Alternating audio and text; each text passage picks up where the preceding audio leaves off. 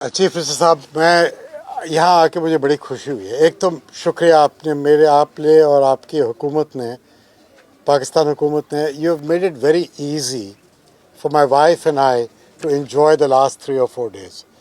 हम लोग तकशीला हुए हैं, हम लोग यहाँ आए हैं, हम कराची भी जाएंगे, इस्लामाबाद से वहाँ आए हैं, लाहौर से वहाँ आए हैं, हमने सरकार से मिले हैं, प्राइवेट सेक्टर को मिले हैं, कॉन्स्टिट्यूंसीज़ को मिले हैं। ये मौके इसी कारण के लिए तो हम इस बैंक में काम करते हैं, ये देखने के लिए कि हमारा काम और आपका काम एक साथ जब 2 हाथ से ताली बजती है ना, तो तब ताली बड़े गूंजती है।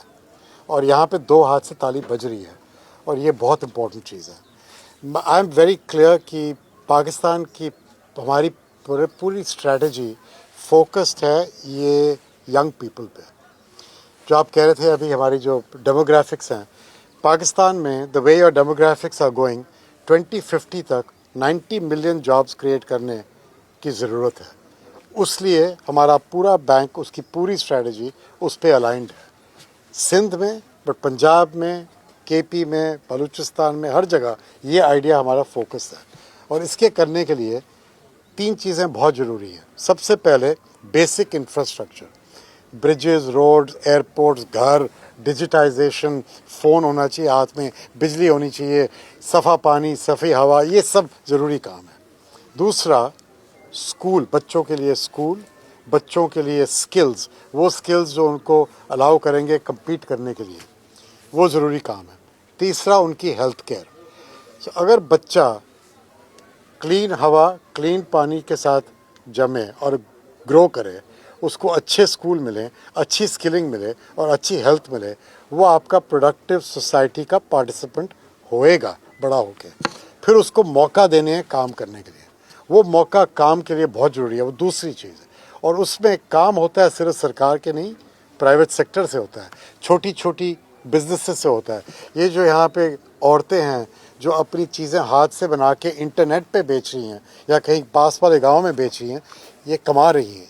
ये धंधा, ये धंधे में नौकरियां होती हैं, इस धंधे में जान होती है, इस धंधे में देश या तो उगते हैं या नहीं उगते हैं। हमारी कोशिश है ऐसी औरतों को, ऐसे मर्दों को, ऐसे बच्चों को और सहूलियत मिले। ये आइडिया है। सर, आप क्या समझते हैं कि आपने प्रोजेक्ट देखा, विजिट किया, ये कैसा विजन था पीपल्स पार्टी का फ्लड के बाद? जी आपने अपनी आंखों से भी देखा कि जी। कितनी लेवल तक पूरी दुनिया में आप देख रहे होंगे कि कितना सो डिफरेंट ये फ्लड का प्रॉब्लम यहाँ का ही नहीं है, और जगह में भी है। फ़र्क आपने यहाँ ये किया है कि बड़ा विजन लेके, ये जो कह रहे थे चीफ मिनिस्टर साहब की 2.1 मिलियन घर या 21 लाख घर, ये बड़ी विजन थी। लोग कहते हैं जी 2-3 लाख घर बनाने हैं, वो एक चीज़ है। 21 लाख घर जो 600 अरब रुपयों की खुर्ची, ये नॉर्मल नहीं है, ये बड़ी विजन है। अब उस बड़ी विजन को एग्जीक्यूट करने में दूसरा काम होता है। यहाँ भी आपने अच्छी तरीके से किया है, सबको बैंक अकाउंट बने हैं, पैसा उनको मिलता है जैसे घर कंप्लीट होता है, और वो जो लेबर का कॉस्ट है वो कम्युनिटी में घूमता है। ये सेकंड। थर्ड, क्लीन पानी वॉश जो प्रोग्राम हम कह रहे हैं वो नेक्स्ट आएगा।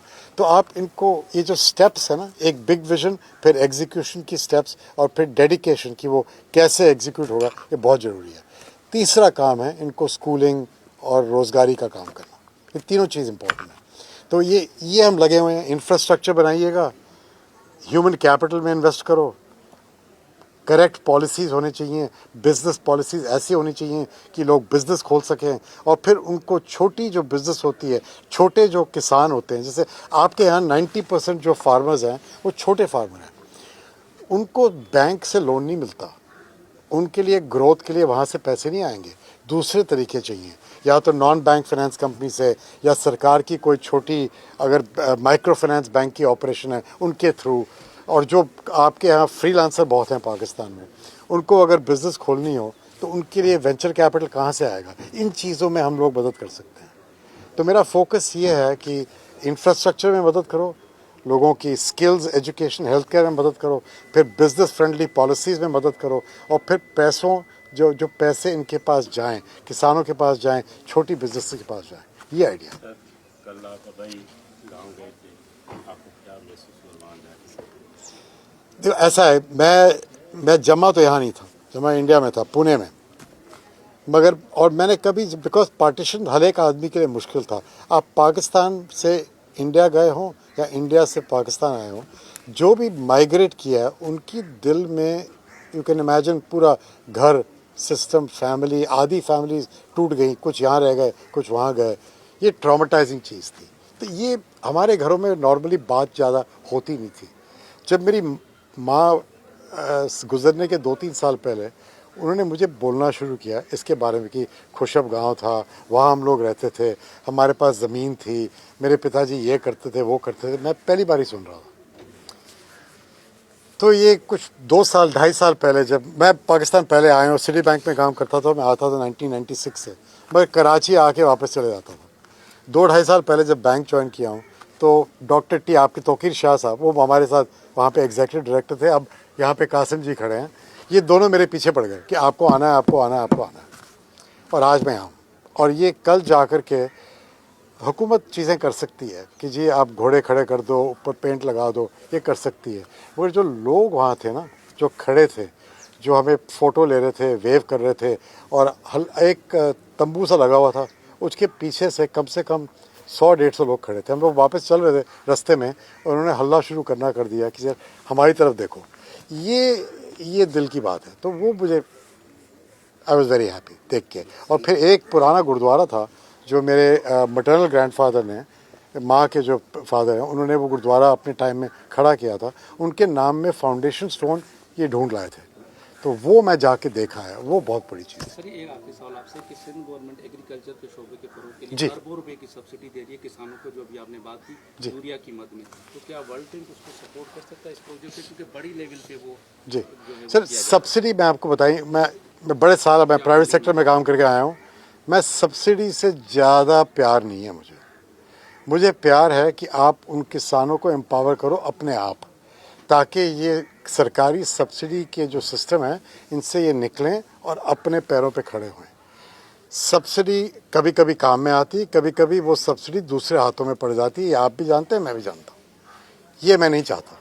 मैं चाहता हूँ कि ये जो छोटे किसान हैं जो इनके यहाँ हैं, उनको मिलनी चाहिए सपोर्ट, ताकि उनको स्केल मिले, कोऑपरेटिव्स हों या उनकी फार्मर की एसोसिएशन हो।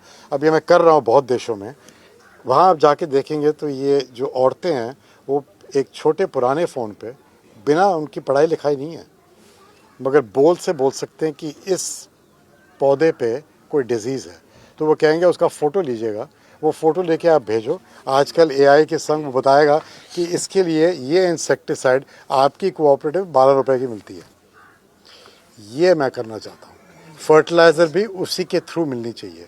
ये आइडिया है कि इनको आप एम्पावर करो, फिर उसके बाद जो एसएमई या छोटे मैन्युफैक्चरर जो खरीदेंगे वो सामान को और उसको प्रोसेस करेंगे, उनको एम्पावर करो। अब जैसे आपके यहाँ वर्ल्ड की लार्जेस्ट पॉपुलेशन है बफलोज़ की, आप among the top 3 milk producer हो चुके हैं। आप मुझे बताइएगा पाकिस्तान का चीज़ बाहर क्यों नहीं बिकता है?